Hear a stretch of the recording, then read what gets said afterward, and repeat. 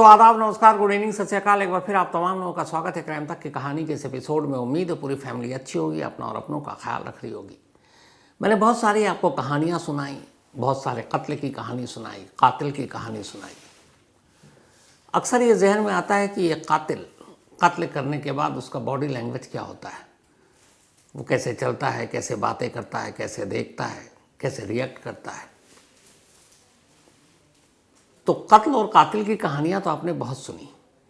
आज की कहानी की शुरुआत मैं एक कातिल को उसी की ज़ुबानी एक कहानी सुनाने से करता हूं। पहले इस लड़के को आप देखिए, एक पढ़ा लिखा MBA का स्टूडेंट है ये, और ये कत्ल कर चुका है अपने ही गर्लफ्रेंड का। अब कत्ल करने के बाद पुलिस वाले इसे क्राइम सीन पर ले जा रहे हैं, यानी जहां जिस कमरे में इसने अपनी गर्लफ्रेंड को मारा था।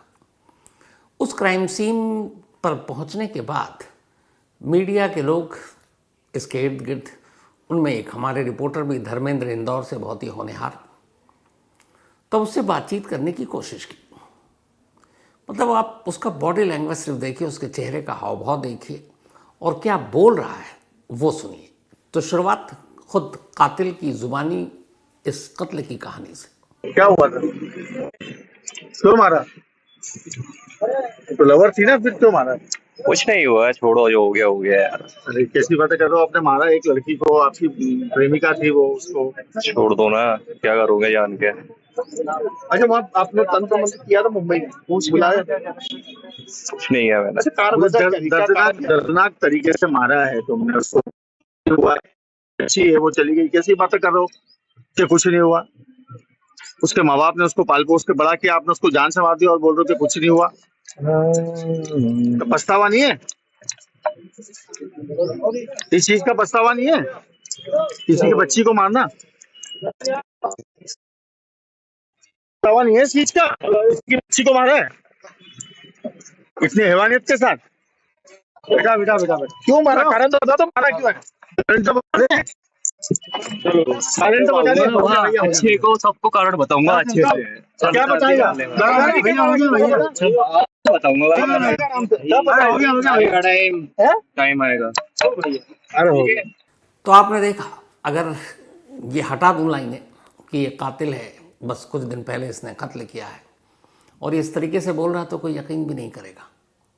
अच्छा खासा पढ़ा लिखा, पुलिस की कस्टडी में है, चारों तरफ कैमरा, माइक, रिपोर्टर, हथकड़ियाँ भी हैं, लेकिन क्या मजाल जो चेहरे पे कोई शिकन हो, बल्कि अभी भी अकड़ कर बात कर रहा है। तो ये तो आपने उसकी ज़ुबानी सुन ली। अब बहुत सारी ऐसी कहानियाँ भी मैंने आपको सुनाई जिसमें क्राइम सीन भी आपको दिखाया कि इस जगह पर ऐसी कोई वारदात हुई, कोई कत्ल हुआ या कुछ भी। लेकिन क्राइम सीन पर जब पुलिस पहुंचती है तो अमूमन रेकी के लिए, रेकी बोल रहा हूँ, उसके रिक्रिएशन के लिए अपने साथ कई बार अक्यूज को ले जाती है, आरोपी को, कातिल को, रेपिस्ट को। तो क्राइम सीन तो आपने बहुत देखा, हमने दिखाया, लेकिन क्राइम सीन पर खुद कातिल की मौजूदगी, ये तस्वीरें बहुत कम देखने को मिलती है। तो अब दूसरी तस्वीर उसी कातिल की जिसे आपने थोड़ी देर पहले बोलते हुए देखा, उसी कमरे में है और साथ में पुलिस वाले भी हैं, और वो बता रहा है कि इस कमरे में कब कब कैसे कैसे उसने क्या कुछ किया। ये दूसरी तस्वीर है, और इसमें बीच बीच में उसकी आवाज़ भी आएगी। ये वही घर है इंदौर के द्वारकापुर क्षेत्र का, जहाँ पर जो MBA की छात्रा जिसकी हत्या की गई थी, ये वही रूम है। और आज पुलिस की टीम जो है द्वारकापुर थाने की, वो आरोपी को लेके यहाँ पर आई है इस जगह पर। जो है इस रूम में जो रिव्यू किया जा रहा है घटनाक्रम जो हुआ था उसको लेके, और उसी तरह जो है पुलिस आरोपी को लेकर यहाँ के आई है। रूम के अंदर उसको ले जाकर पूरे घटनाक्रम के बारे में जो जानकारी मिलती है वो ली जा रही है। और रूम में से ये जो कमरा नंबर 6 है इस खोली का, इसमें जो है बदबू अभी भी आ रही है, और पुलिस इन्वेस्टिगेशन कर रही है। आरोपी से सब चीजों की शिनाख्त की जा रही है, और आरोपी जो है वो इन सब चीजों को बता रहा है, पुलिस को बता रहा है कहाँ पूरा घटनाक्रम, कहाँ कैसे कब क्या हुआ था। पुलिस पूछताछ कर रही है, यहाँ लेके आई है कि वो चाकू आखिर में कहाँ पटका, कहाँ फेंका था। और आरोपी से बहुत सारी ऐसी चीजें हैं जिसके बारे में जो है पुलिस जानने की कोशिश कर रही है कि कहाँ पे कौन सी चीज आपने छोड़ी है। तो ये तस्वीर भी आपने देख ली। अब इस लड़के की कहानी आपको सुनाता हूँ। इसका नाम है पीयूष, पूरा नाम है पीयूष धमनोदिया। पीयूष धमनोदिया इंदौर में रहकर एमबीए की पढ़ाई कर रहा था। इसने किराए पर एक घर ले रखा था और जहाँ ये पढ़ाई कर रहा था वहीं एक और लड़की पढ़ा करती थी। दोनों क्लासमेट और दोनों में प्यार हो गया। दोनों एक दूसरे से प्यार करते थे और दोनों के इस प्यार की बात दोनों के घर वालों को मालूम। लड़की के घर वाले इस रिश्ते के लिए भी तैयार, क्योंकि पीयूष ठीक ठाक घराने का लड़का, कोई ऐब नहीं, और घर वालों ने रिश्ता मंजूर कर लिया। लेकिन दिक्कत यह थी कि लड़के यानी पीयूष के फादर इस रिश्ते के लिए तैयार नहीं थे। बट ये था आगे कभी हो सकता है कि वो राजी हो जाए, शादी हो जाए, ये बात की बात थी। पर कहानी शुरू होती है 10 फरवरी को। 10 फरवरी को ये लड़की जो एमबीए की स्टूडेंट है और पीयूष की गर्लफ्रेंड है, वो अपने फादर के साथ अपने आधार कार्ड में कुछ करेक्शन कराने के लिए कलेक्ट्रेट ऑफिस जाती है। पिता उसको ऑफिस के बाहर छोड़ते हैं और अपने शॉप पर लौट जाते हैं। शाम हो जाती है, वो लड़की घर नहीं लौटती। पिता पूछते हैं अपनी छोटी बेटी से। अब इन सभी को, घर वालों को पता है कि वो पीयूष के साथ दोनों एक दूसरे से प्यार करते हैं। बहन का फ़ोन नहीं उठता तो छोटी बहन पीयूष को फ़ोन करती है, कुछ बात होती है। इसके बाद तक भी ठीक है, लेकिन रात 10 साढ़े 10 के आसपास एक मैसेज उसी के सिस्टर के मोबाइल से छोटी बहन के पास जाता है कि मैं आज घर नहीं लौटूंगी। घर वाले परेशान, अब ढूंढते हैं, लड़की मिलती नहीं। फिर उन्हें लगता है दोनों साथ होंगे। सुबह हो जाती है, 11 फरवरी की तारीख, लड़की घर नहीं लौटी। तब पिता पुलिस स्टेशन में जाकर कंप्लेंट कर देते हैं। अब पुलिस शिकायत दर्ज करती है। उसके बाद लड़की को ढूंढ रही है, लड़की मिलती नहीं है। 10 फरवरी से गुम ये लड़की 11 फरवरी को नहीं मिली, 12 को भी नहीं मिली। अब 13 फरवरी की तारीख आ गई। 13 फरवरी को इसी इंदौर के एक मोहल्ले के घर से अचानक पड़ोसियों ने बदबू महसूस की। उन्हें लगा बदबू आ रही है, और आजकल बदबू किसी बंद जिस घर में ताला लगा हो, लोग चौकन्ने हो जाते हैं, क्योंकि ऐसी खबरें मीडिया के जरिए उन तक भी पहुंचती हैं। तो उन्हें लगा कि इस घर से बदबू आ रही है, कहीं कोई ऐसी बात तो नहीं जिसका उन्हें डर हो। उन्होंने फ़ौरन पुलिस को फ़ोन कर दिया। पुलिस मौके पर पहुंचती है, पुलिस को भी बदबू महसूस। इसके बाद ताला तोड़ा जाता है। चश्मदीदों की मौजूदगी में घर के अंदर जैसे ही पुलिस दाखिल होती है, पुलिस वाले खुद दंग रह जाते हैं। अंदर एक पलंग पर एक लड़की की लाश थी जिसके जिस्म पर कोई कपड़ा नहीं। सीने पर चोट के निशान थे। पास में एक मुड़ा हुआ चाकू या खंजर कहें वो पड़ा हुआ था। बियर की कुछ बोतलें पड़ी थीं और लड़की की हालत देखकर साफ लग रहा था कि लड़की के साथ ज़बरदस्ती की गई है। पुलिस लाश को कब्जे में लेती है। इसके बाद तफ्तीश शुरू होती है। लड़की के माँ बाप से पूछताछ होती है और अब आता है सब कुछ पीयूष के ऊपर शक, क्योंकि जिस घर से इस लड़की की लाश मिली है वो घर था जो पीयूष ने किराए पर ले रखा था। अब पुलिस पीयूष को ढूंढना शुरू करती है। पीयूष कहीं मिलता नहीं है। लड़की का मोबाइल बंद, लेकिन लड़की का लोकेशन चालू था। अब पुलिस जब लोकेशन देखती है तो लोकेशन निकलता है महाराष्ट्र का। अब पुलिस उसी मोबाइल के लोकेशन को ट्रेस करते हुए महाराष्ट्र पहुंचती है। वहाँ ठाणे के आसपास उस लोकेशन की मदद से और मुंबई पुलिस की मदद से पीयूष पुलिस के शिकंजे में आ जाता है। पुलिस पीयूष को गिरफ्तार कर सबसे पहले वहीं महाराष्ट्र पुलिस के पास ले जाती, क्योंकि वहाँ से ट्रांजिट रिमांड लेना था, क्योंकि महाराष्ट्र में उसने कोई क्राइम तो किया नहीं था। तो जब ट्रांजिट रिमांड की फॉर्मेलिटी के लिए उसको पुलिस स्टेशन ले जाया गया महाराष्ट्र में, पुलिस ने उससे पूछताछ की तो उसने पुलिस से कहा मुझे एक प्लेन पेपर चाहिए, सादा कागज़, मैं उस पर लिखूँगा। और उसने सादे कागज़ पर कहानी लिखी। कहानी और फॉर्मेलिटी के बाद अब उसे लाया गया इंदौर। इंदौर आने के बाद अब उसने फिर पुलिस के सामने, और पुलिस ने उससे पूछताछ शुरू की इस कत्ल के मामले में। उसने कहा मुझे प्लेन पेपर और पेन चाहिए। पुलिस ने फिर दिया और फिर उसने उस पर कहानी लिखी। सेम वही कहानी जो उसने मुंबई पुलिस के उस थाने में बैठकर सादे कागज़ पर लिखी, वही इंदौर पुलिस के सामने उसी सादे कागज़ पर लिखी। अब वो कहानी क्या थी? इंदौर के शायद हाल की ये सबसे दहला देने वाली कहानी थी। जो पूरी कहानी पहले उसने कागज़ पर लिखी और फिर पुलिस से पूछताछ में बताया, वो अब कहानी जस का तस आपको सुनाता हूँ।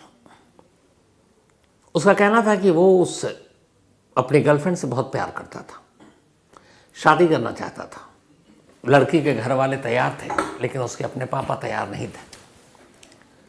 फिर भी उसे लगा कि कल परसों कभी भी ऐसा होगा जब शायद तैयार हो जाए। लेकिन अचानक फिर उसके मन में एक शक और वहम आया। 15 दिनों से उस लड़की ने उससे बात नहीं की। ये बात है जनवरी एंड के लास्ट वीक की। उसे लगा कि इसने अचानक बात करना बंद कर दिया। ये उसे फ़ोन भी करता, लड़की फ़ोन नहीं उठाती। इसे गुस्सा आने लगा और फिर गुस्से के साथ साथ इसके दिमाग में शक का बीज पड़ गया। इसे लगा कि वो उसकी गर्लफ्रेंड अलग अलग ऐप पर लड़कों से बात करती है। उसने मोबाइल भी हैक किया और अब लड़की के मैसेजेस और वो सारी चीज़ें देख रहा है, लेकिन उसे ऐसा कुछ नहीं मिला। पर शक नहीं गया। 10 फरवरी को किसी तरीके से उसने लड़की की छोटी बहन के ज़रिए उस तक मैसेज पहुंचाया और उसने कहा मुझे मिलना है। लड़की को जाना था आधार कार्ड पे करेक्शन के लिए कलेक्ट्रेट ऑफिस। उसने कहा ठीक है, पापा ने उसके छोड़ दिया। इसके बाद कलेक्ट्रेट ऑफिस के बाद से वो उस लड़के यानी पीयूष के साथ वहाँ से निकल पड़ी। पीयूष उसे अपने साथ उसी किराए के कमरे में ले गया। वहाँ जाने के बाद दोनों मिलते हैं, बातचीत होती है। फिर अचानक शादी की बात छिड़ती है। पीयूष को गुस्सा आता है। पीयूष उसके साथ उसके जीते जी ज़बरदस्ती करने की कोशिश करता है। लड़की की तबीयत ठीक नहीं थी, वो इनकार करती है। उसे और गुस्सा आता है और गुस्से के साथ ये शक कि शायद इसकी ज़िंदगी में कोई और लड़का आ गया, इसलिए मुझसे दूर जा रही है। इसी गुस्से के आलम में वो अचानक उस पर हमला कर देता है, उसका गला दबाता है और फिर चाकू उठाता है, सीने पर चाकू का वार करता है। चाकू कमज़ोर, नोक मुड़ गया। वो उसे फेंकता है। फिर अचानक देखता है तो अब उसे एहसास होता है कि लड़की जिंदा नहीं है। इसके बाद वहीं उस लाश के पास बैठ जाता है। करीब 2.5 घंटे तक ऐसे ही बैठा रहता है और लड़की से बातें कर रहा है, यानी अपनी गर्लफ्रेंड की लाश से। इसके बाद वो वहाँ से उठता है, घर में ताला लगाता है और नज़दीकी वाइन शॉप पर जाता है। वहाँ से बियर खरीदता है। बियर खरीदने के बाद वापस घर लौटता है। उसके घर से जाने और फिर बियर लेकर आने, इन सारी तस्वीरें सीसीटीवी कैमरे में कैद हो जाती हैं। वापस आता है, बियर पीता है। बियर पीने के बाद गुस्सा तो था ही, शक भी। अपनी गर्लफ्रेंड की लाश के साथ अब वो ज़बरदस्ती करता है। इसके बाद फिर वहीं बैठा रहता है, गर्लफ्रेंड से बातें करता है, बुदबुदाता है और वो लाश सामने बेड पर पड़ी है। फिर धीरे धीरे शाम हो जाती है, अंधेरा जैसी होता है। वो कुछ सामान अपने एक छोटे से बैग में लेता है, घर में ताला लगाता है और निकल जाता है। निकलने के बाद वो सीधे रेलवे ट्रैक पर पहुंचता है। ट्रैक के बीचों बीच खड़ा हो जाता है कि ट्रेन आएगी और उसे मारकर चली जाएगी, लेकिन वो अचानक डर जाता है। उसे मौत से डर लगने लगता है। वो पटरी छोड़कर प्लेटफॉर्म पर पहुंच जाता है। वहाँ जो पहली ट्रेन आई वो गोवा जा रही थी। वो उस ट्रेन में बैठ जाता है। गोवा जाने वाली उस ट्रेन से गोवा की बजाय वो सीधे महाराष्ट्र में ठाणे उतर जाता है। वहाँ एक होटल किराए पर लेता है कमरा। कमरे में जाने के बाद अब वो गूगल पर सर्च करता है कि आत्माओं से कैसे बात की जाती है, आत्माओं को कैसे बुलाया जाता है। इसके बाद उसी होटल के कमरे में कुछ बाहर से सामान लाता है और तंत्र मंत्र की एक कोशिश करता है। कोशिश इस बात की कि उसकी गर्लफ्रेंड की आत्मा उस कमरे में आ जाए और वो उससे बात करे। काफ़ी देर तक कोशिश की, कोई आत्मा नहीं आई, गर्लफ्रेंड से कोई बात नहीं हुई। जिस गर्लफ्रेंड को उसने अपने हाथों से मारा वो उसी की आत्मा से बात करने की कोशिश कर रहा था। बातचीत हुई नहीं। अब वो सोच रहा है क्या करें। इस दौरान में 3 दिन बीत गए थे। 13 फरवरी की तारीख आ गई थी और 13 फरवरी को कमरे से बदबू आने लगी और लाश का सच उस कमरे से बाहर निकल आया। और फिर उसी के जो लड़की मरी उसके मोबाइल के ही लोकेशन के ज़रिए इंदौर पुलिस मुंबई तक पहुंची थी। अब सवाल ये था कि वहाँ जाने के बाद भी 3 दिन तक अपना मोबाइल तो उसने बंद रखा, अपनी गर्लफ्रेंड का मोबाइल लेकर क्यों पहुँच रहा था? और वो पढ़ा लिखा है, MBO से पता है कि उस मोबाइल से उसका लोकेशन ट्रेस हो सकता है। उसकी वजह थी वही शक और वहम। उसने अपनी गर्लफ्रेंड के मोबाइल को हैक कर रखा था ताकि मैसेजेस और कॉल डिटेल सब पता चल सके। मारने के बाद उसने अपनी गर्लफ्रेंड का मोबाइल लिया और अगले 3 दिनों तक ये इंतज़ार करता रहा कि उसकी गर्लफ्रेंड के मोबाइल पे कोई एक ऐसा व्हाट्सअप या ऐसा कॉल आ जाए जिसे वो जानता ना हो, और फिर वो उससे पूछे कि तुम कौन हो, और उसकी गर्लफ्रेंड के बारे में जो उसके दिमाग में शक था कि किसी और लड़के के साथ उसका अफेयर है, वो पकड़ा जाए। बस इसीलिए वो मोबाइल लेकर घूम रहा था कि कोई मैसेज तो एक आएगा जिससे उसका शक यकीन में बदल जाएगा, कोई तो एक कॉल होगा ऐसा। लेकिन अफसोस की बात ये कि उन 3 दिनों में उस मोबाइल पर सिवाय उस लड़की के फादर और उसकी सिस्टर के किसी और का कॉल नहीं आया, न कोई व्हाट्सएप आया। और उसे इस बात पे भी गुस्सा था कि आखिर 3 दिन तक हो गए और उसे यकीन था कि उसकी गर्लफ्रेंड का अफेयर है, अलग अलग ऐप से लड़कों से बात करती है, लेकिन ऐसी कोई सच्चाई तो सामने आई नहीं। फिर उसने उस मोबाइल को फेंक दिया, लेकिन फेंकने में उसने देरी कर दी क्योंकि तब तक उस लोकेशन के ज़रिए उसका सब कुछ कहाँ पे था, कहाँ मौजूद था, वो मिल गया था। बात यहीं पे ख़त्म नहीं की। उसे इतनी नफरत थी कि गर्लफ्रेंड का कत्ल करने के बाद और इस शक में कि वो उसकी ज़िंदगी से दूर जा रही है और किसी और लड़के के करीब, ये दोनों जब मिला करते थे तन्हाई में, एक गर्लफ्रेंड बॉयफ्रेंड जिन्हें शादी भी करना है, लड़की के घर वाले राज़ी हैं, लड़की के घर वालों को इनका रिश्ता भी पता है, तन्हाई के आलम में कुछ वीडियो बनाए थे पीयूष ने। मौत के बाद नफरत और गुस्से में उस तन्हाई के और बहुत ही प्राइवेट वीडियो को, कुल 11 ऐसे वीडियो थे जो उसने सोशल मीडिया पर अपलोड कर दिए, सिर्फ इसलिए ताकि उस लड़की को और उसके घर वालों को बदनाम कर सके। और वो सारे वीडियो अपलोड किए, 11 ऐसे वीडियो थे। अब वो जब पकड़ा गया और पुलिस उसे पकड़कर वापस लाई, जो शुरुआत में मैंने आपको उसकी खुद जुबानी सुनाई, तब उसने बताया कि हाँ, मैंने मारने के बाद प्यार तो करता था, मैं उसकी आत्मा से पूछना चाहता था कि क्या तुम मुझे प्यार करती हो, क्या मुझसे शादी करोगी, क्या तुम्हारी ज़िंदगी में मेरे अलावा कुछ और है। और उसे इस बात का भी कहीं ना कहीं एक यकीन था शायद कि इंसान झूठ बोल सकता है, आत्मा झूठ नहीं बोलेगी। तो बस इसी वजह से वो उसकी यानी अपनी गर्लफ्रेंड की आत्मा को तंत्र मंत्र के ज़रिए वापस लाकर उससे ये सच उगलवाना चाहता था कि वो सिर्फ उससे प्यार करती है और उसी से शादी करेगी और उसकी ज़िंदगी में कोई और नहीं है। तो जो मकसद था कत्ल करने के बाद आत्मा से बात करने की अपनी गर्लफ्रेंड की, उसका रीज़न यही था कि वो ये नहीं सुन सकता था कि उसकी गर्लफ्रेंड किसी और की ज़िंदगी में चली जाए।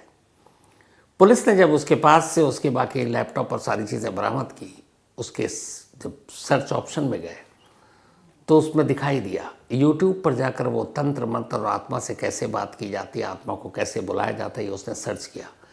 उसने जान देने के तरीके के बारे में भी सर्च किया।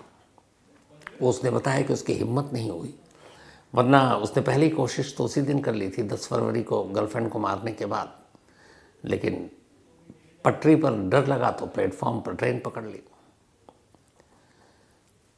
हालांकि जिस तरीके से उसने कहा है, उसका ये कहना है कि जल्द ही मैं वापस आऊँगा।